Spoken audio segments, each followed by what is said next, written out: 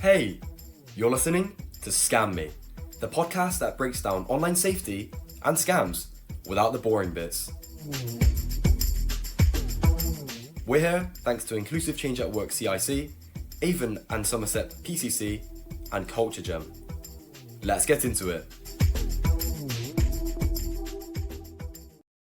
Hi there, I'm Lucy from Inclusive Change at Work Community Interest Company, and I'm here today on our brand new podcast talking about digital safety, digital well-being and cybersecurity with a whole range of guests. We're sponsored by Avon and Somerset Police and Crime Commissioner, and we are really looking forward to getting into some conversations all about that topic of safety online. So my first guest today is Becca. Becca!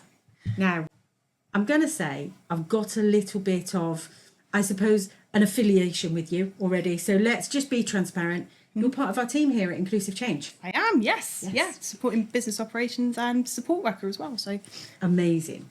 And today we thought we'd have a conversation about neurodiversity. Mm-hmm. It's something that's very close to our heart. Inclusive Change and Inclusive Change at Work. We basically talk about building the future of work with neurodiversity in mind all the time, all day long, with anybody that might want to listen. Is that not true? Yep, that's very on brand for us. Basically, just, anybody that wants to come and listen to us talk. But I think, we come from it from a personal perspective as well, don't we? Having all lived experience of neurodiversity. So, it's understandable, it's close to our hearts. Yeah. And so when we started to talk about this podcast and this episode, I thought I was just going to talk to you about neurodiversity and maybe your personal links to being a neurodivergent adult in the workplace. Turns out we've got a little bit more to talk about, doesn't it? Just a tad, yeah. Would it help if I gave a bit of a background about why that could be and how we met? I think that would be a really great idea. So let's start from there. Cool. So I come at this from a little bit of a kind of, from a workplace perspective. I worked as a cybersecurity recruiter for nearly 3 years before joining Inclusive Change.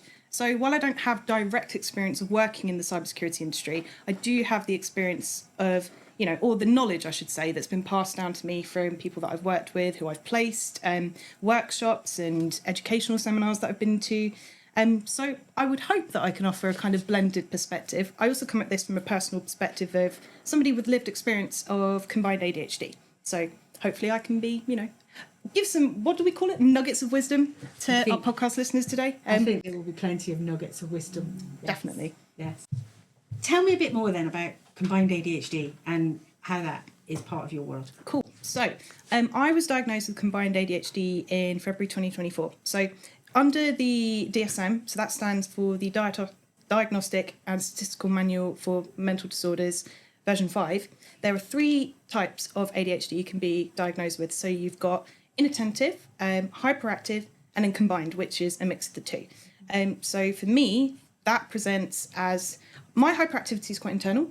I think that seems to be quite a common lived experience for women with ADHD specifically, which is often why we get missed in diagnosis. And that's another conversation for another time, but a good segue. So for me, that can look a lot like racing thoughts, having quite a barrier in the sense of short-term working memory.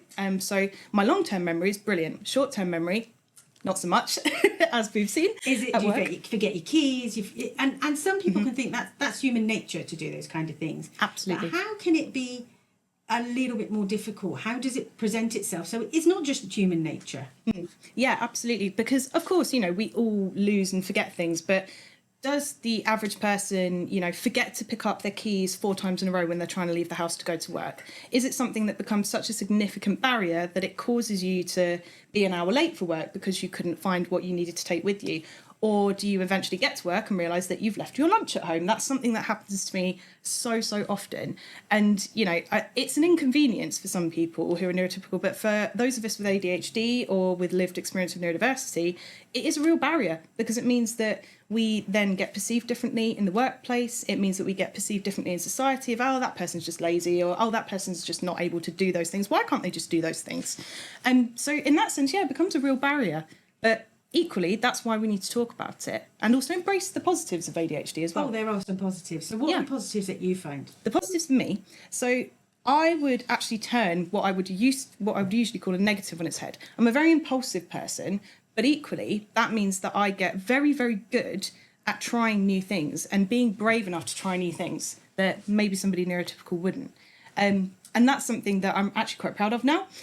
When before I understood or had the language for what ADHD is, I never really understood why I was so impulsive, and that used to make me kind of shrink myself. Whereas now I can feel emboldened enough to try something new.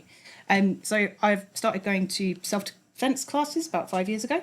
I would never have done that, if I'd thought about it too much, to be honest with you. Yeah. But I've been there for 5 years. I've trained with some fantastic people and made some great friendships as well. So you've stuck at that one. Yeah, I know, right?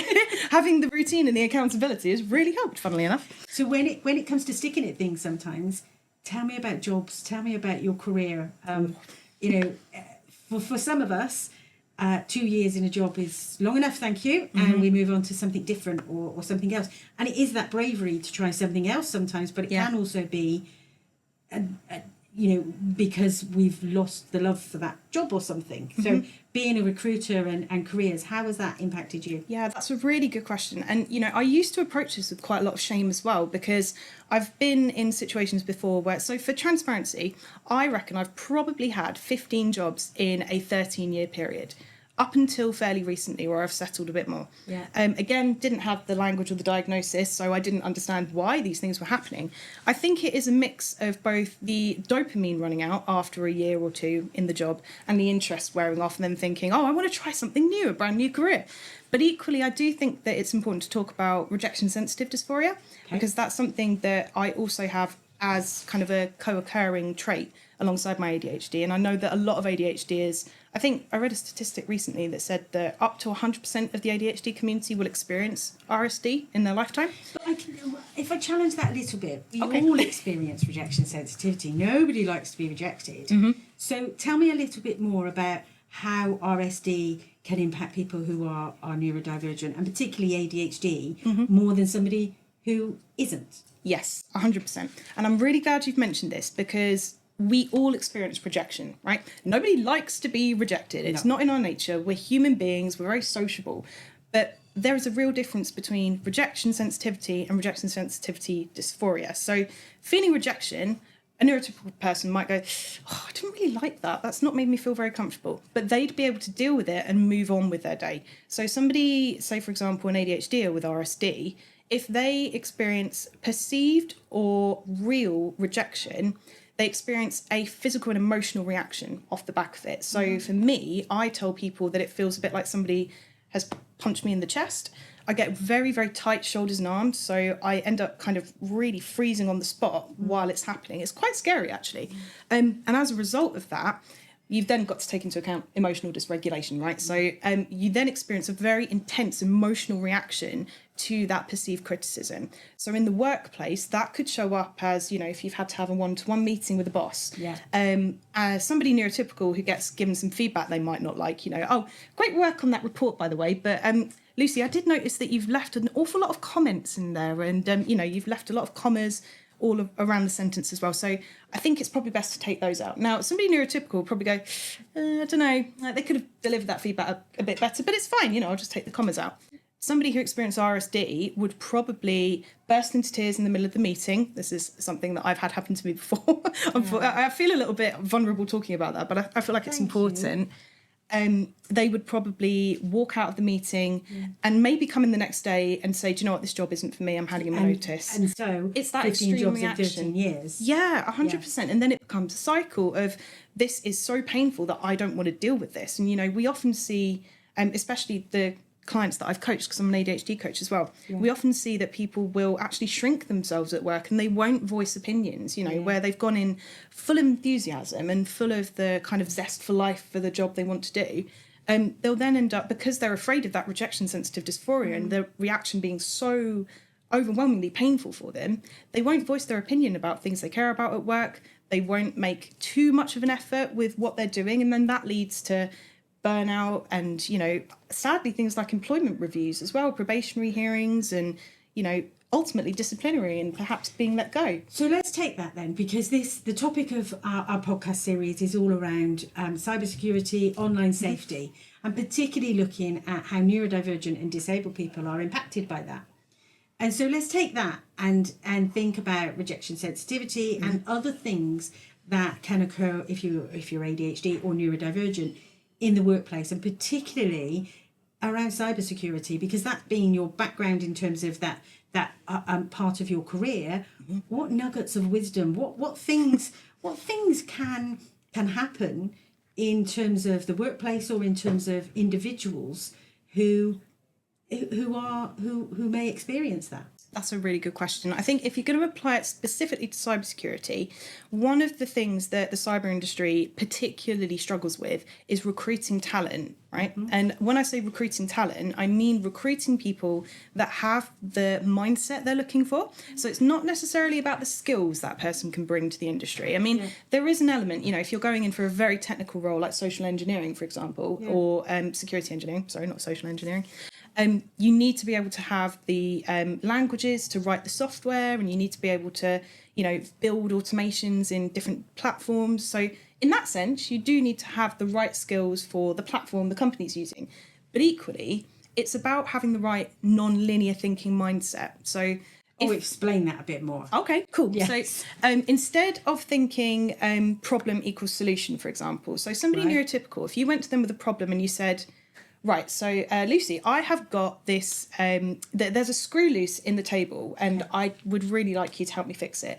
So you'd probably think, okay, well, if the screw's loose, all I need to do is tighten the screw. Yeah, exactly. Right. So problem solved, done. A to B, very easy. Now, somebody neurodivergent or somebody who doesn't think in a linear way, I'll say, because I want to be mindful of the language I'm using. Somebody who doesn't think like that, that is an integral skill to have in cybersecurity, because you need to be able to look at things from a lot of different aspects. If you're thinking about a cyber attack, for example, hackers will try anything and everything they can within that cybersecurity sphere and information security more widely as well, because let's not forget, cyber sits within information security, which involves things like data compliance. And, I suppose the key difference really is that information security is all encompassing, and it involves things like access requests and controls. And I could go into that in a bit more detail. But yes, okay. Yeah, but essentially, what you need in that kind of world is you need somebody who can attack from multiple different angles, or really get inside the mind of a hacker. Right, okay. And in order to kind of follow that thought process, you're not going to be able to do it if you're a linear thinker, because you'll think, oh, that person's managed to get in by, I don't know, like they've managed to log in because someone's left their password unchanged for years. Yeah. So I just changed my password. And that solves the problem. But what about if they've managed to access all of your hard drives and they've managed to clone your cloud drive? They've got all the information on that drive. How are you going to stop that from happening again? So somebody who thinks in a linear way wouldn't necessarily have thought that far ahead. No. Is that all making sense so far? I think so, yes. So you think of all those different consequences in different ways of how things can be done. I quite often think of, you've seen the film Men in Black? Yes. And there's a character in Men in Black. Brilliant film. Men in Black, and it's not the first one, I think it's the second one, where this particular character can think of multiple outcomes for a situation, and he can predict the future, but he has tons of these different futures going on in his brain. Yep. And I kind of think of it in terms of that, okay, well, this is the future when this happened, because that led to this point. That's really interesting. I've probably not explained that very well, but I always think of that character when people talk about things like non-linear thinking or different ways of thinking of outputs and outcomes. Absolutely, because it's really important. And I think, I went to a talk recently where Lee Hibbert sat on the panel, and Lee is a director of cybersecurity for, I can't remember the name of the company now, but I know that they're like an aerospace, and he's ex-military and ex-police as well. And he said that as somebody with a lived experience of dyslexia, his job really is to speak to boards of directors and to advise them on the positives, and really kind of get that mindset change going of the positives of having people who are neurodivergent in their workforce, because it's only ever a benefit to them. I think more and more companies are starting to see that. Yeah, 100%. Hey, you're listening to Scam Me, the podcast that breaks down online safety and scams without the boring bits. Hey, let's be honest. Compliance training is usually awful. But Culture Gem flips the script. It's the world's first fully inclusive, accessible training platform with 8 learning styles, colour customization, and even an escape room video game. And their phishing simulator?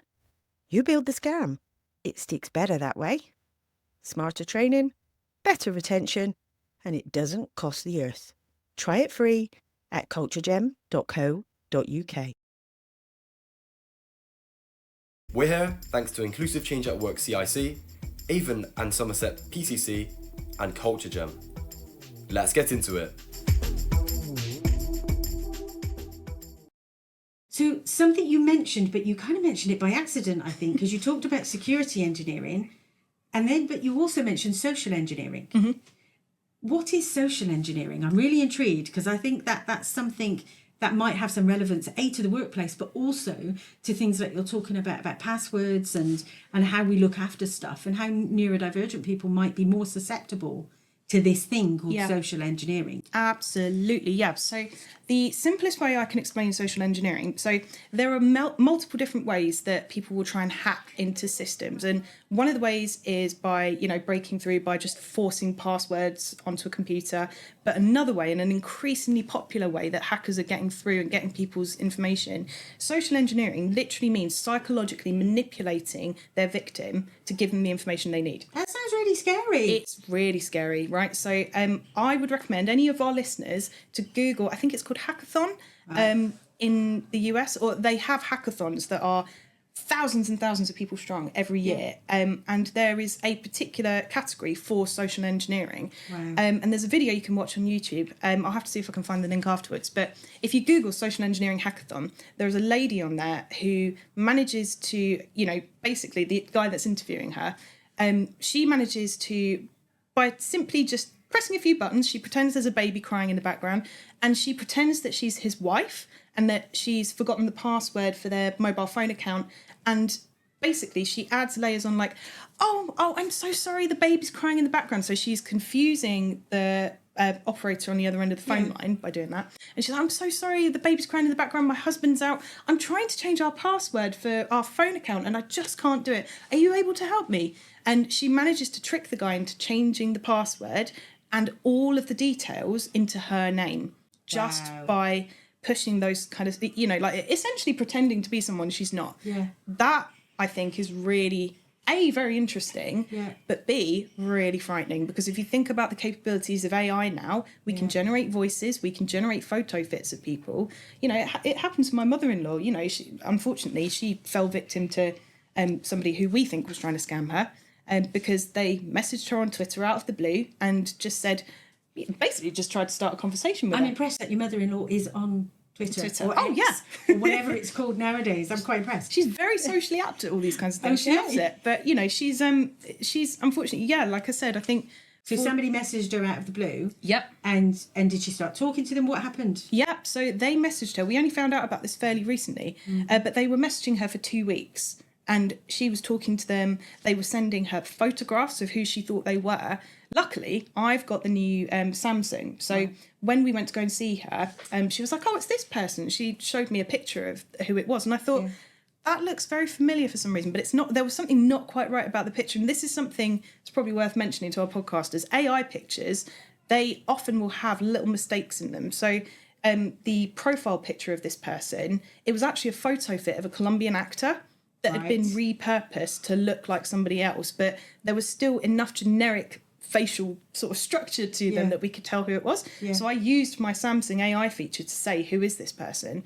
And it came up with who it was. And it turned out that the actual photograph that had been used, it was an AI refit, but it was on Google quite readily. So as soon as I clicked it, it said thousands of people caught up in scam pretending to be Colombian actor. And I was like, oh no. So imagine having to say that to my mother-in-law though, this is a vulnerable person in their, sort of late 60s who, by the way, late 60s is not that old. It's not that old. We're not that vulnerable. Not to, again, thank you for checking my language because I think it's important to be inclusive. But equally, as somebody who, for all intents and purposes just wanted to make a friend. Yeah, that loneliness. So if we think about that in terms of neurodivergence, sometimes somebody who might be autistic or can feel lonely and can feel that actually I've made friends online. and that community is one that gives them a sense of security, a sense of belonging. But that, how can that really impact somebody? Yeah, oh, absolutely. It could impact them by, the feeling of deceit, the feeling of, because I'm absolutely certain that when we spoke to my mother-in-law afterwards, she had to sit with that. Oh my goodness, I shared all these things about my own life, not necessarily personal details.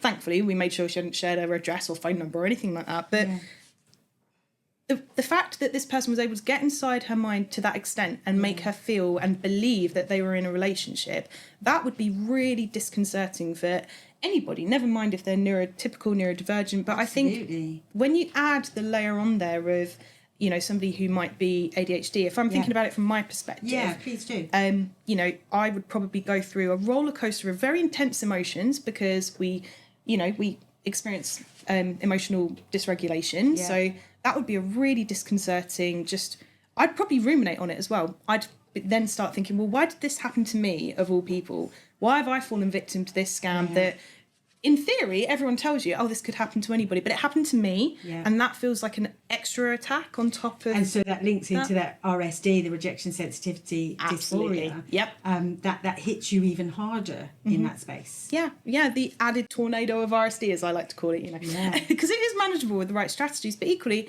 somebody that's on the wait list with the NHS for 7 years who doesn't necessarily have the language to understand what's happening, I mean, that's another layer that we probably don't have time to go into, but equally, I think it's really important to make people aware of that, because it could be really frightening for that person experiencing what they are, all off the back of somebody messaging them, it's scary. And are there any other scams and things that you can think about that might be that might be difficult or might affect neurodivergent people and disabled people more? Yeah, 100%. So I think I wonder, I don't know if you've heard of I can't remember his name, but during COVID, obviously, we weren't allowed to go out, see or speak to anybody. Yeah. And I remember there being a scam that circulated in the mainstream media of a university student who had managed to call up, oh gosh, I can't remember how many people. The one that was like, mum or dad, I've lost my phone, or I need money, can you wire me some money? That one. That one? I wasn't thinking of that one, but that is another one that we could probably mention. Yeah. I was thinking of it was the guy who's pretending that he was everybody's banks. I don't know if you remember. He'd call them up. So that the way he'd pretend is he'd call up, so-and-so, whoever it was, and pretend to be the, Lloyds Banking Group, NatWest. I think it might have been Lloyds, actually, that he was targeting. And he said, and I remember this very clearly because I was like, if I didn't know any better, I would probably fall for this as well. For it. Yeah, he was like, well, that I'm calling from Lloyds because I'm using the same number that's on the back of your debit card. So there is a phone number for anybody who, for anyone's bank pretty much. If you bank with NatWest, their main phone line will be on the back of the card. You bank with Lloyds, the main phone number will be on there. And he'd managed to spoof the number. So spoofing is when somebody will essentially reverse the charges to an existing phone number. Right, okay. And it displays that phone number calling, but it's going to a different but it's actually going to a different one. Yep. Really, but I mean again, it's scary. How do they figure this out, But yeah, it's definitely something that I think is worth speaking about, because this guy managed to extort I think it was £180,000 out of vulnerable people who he said, we've noticed some illegal activity in your bank account. What we're going to do is move the funds to a safe account. It was his own personal bank account. Oh my goodness. And he managed to get, I think the main people that fell victim to that were unfortunately elderly people who are more, I don't want to say less, less susceptible to online scams. And they may be less digital savvy, less, if somebody phones up and says they're from your bank, you're generally going to believe them. Yep. It's hard to discern and make that difference sometimes, isn't it? Yeah, 100%. Yeah, absolutely. So, some of these things sound really scary, Becca. They are a little bit, but there is good news. Yeah. So it's the reason we're doing this podcast. It's the reason we're having these conversations. What is the good news then?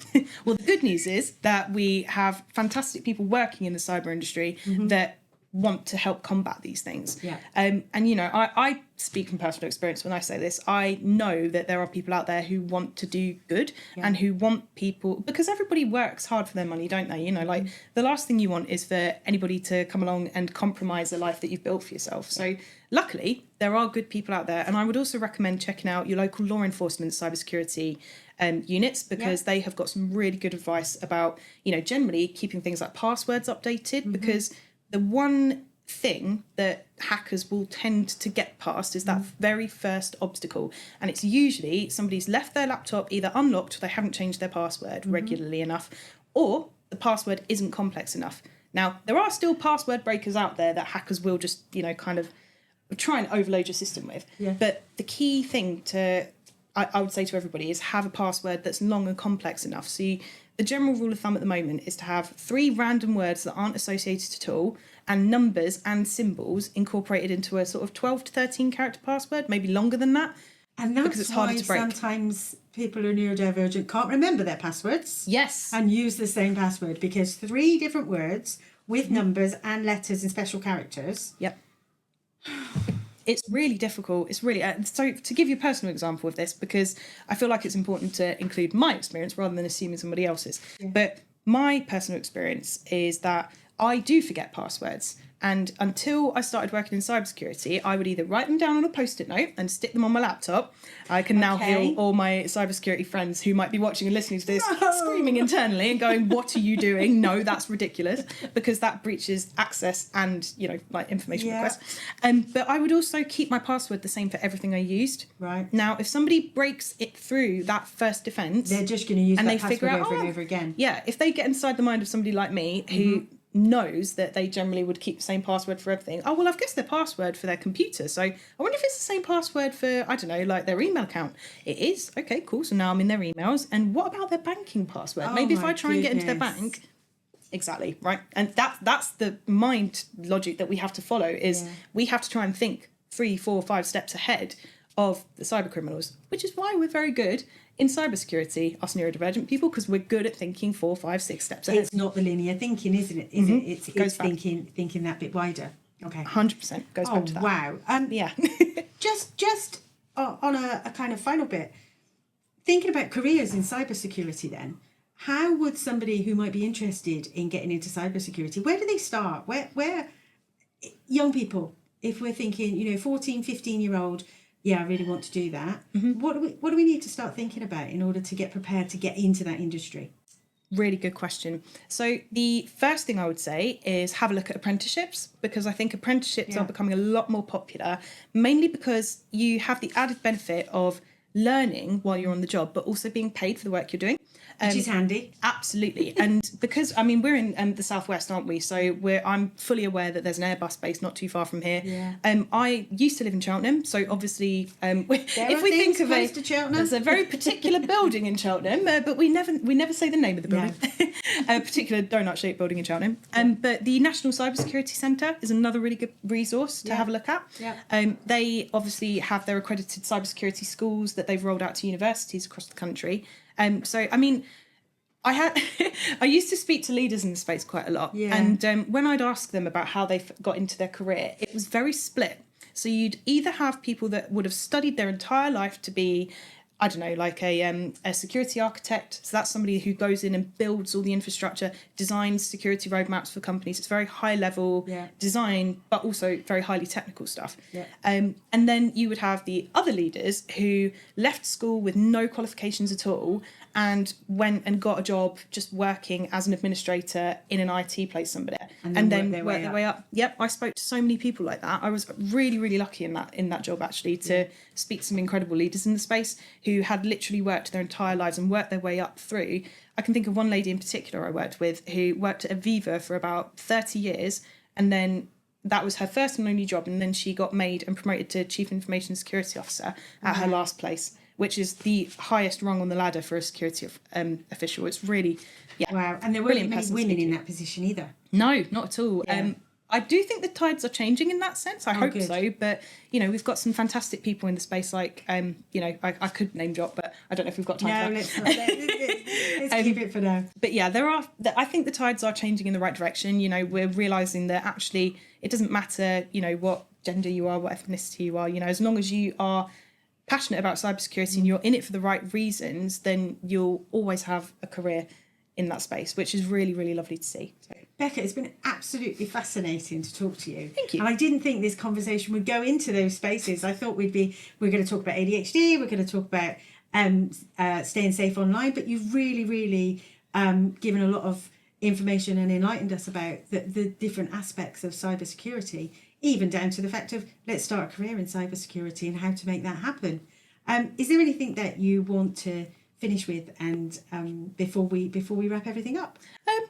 Do you know what? Yes, I think I think we have gone to places perhaps that would have perhaps gone a little bit away from the ADHD side of things. But I think the thing that I wanted to impress on people is that if you care about something and you want to do it, then do it. Yeah. And you can do it. Be and brave. I think, yeah, absolutely. Because that's one thing we're really good at in the neurodivergent community is being brave and trying new things. Yeah. And actually, if you want to use people like Alan Turing as an example, he cracked the Enigma code. Yeah. Back in the Second World War. Absolutely. And, that was incredible. Yeah. And that was because he was brave enough to say, actually, no, I don't agree with what all these people around me are saying. I know my mind. I know that this is my level of expertise and this is what I can do. And he ended up being right. So, yeah, sometimes it is about standing up for what you believe in. I think that's a fantastic place to stop. So thank you. Thank you. Thank you for having me. I really enjoyed it. Thank you for listening. Thank you for watching. We are Inclusive Change at Work. And we have been talking about cybersecurity with Becca here at Inclusive Change at Work Community Interest Company. Thank you. Hey, thanks for listening to Building the Future of Work Together. We hope you feel inspired to embrace neurodiversity in your workplace, start conversations, and make change happen. Don't forget to subscribe, share, and join us next time as we continue to explore how we can build the future of work with neurodiversity in mind.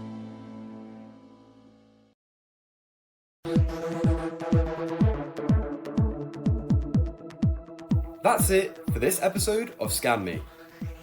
Big thanks to our funders and sponsors, and to you for tuning in. Stay safe online, and we'll see you next time.